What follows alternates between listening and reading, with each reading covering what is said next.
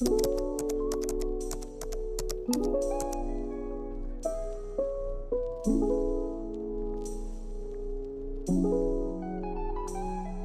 guys, Talk Back Tuesday here with me, Nancy Messiha, and I'm in the bathroom again, one of my favorite places in the home. So today we have this fabulous fancy tile, which I actually super love. It's actually glossy and it feels like porcelain, so it's super sleek and shiny, and I love it. But here lies the problem, the grout.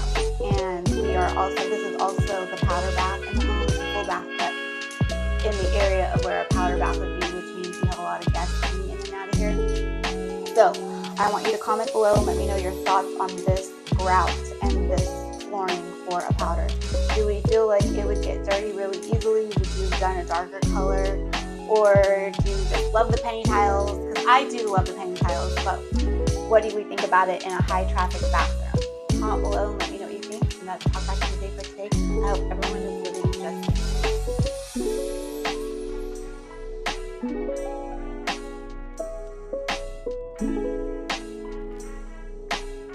just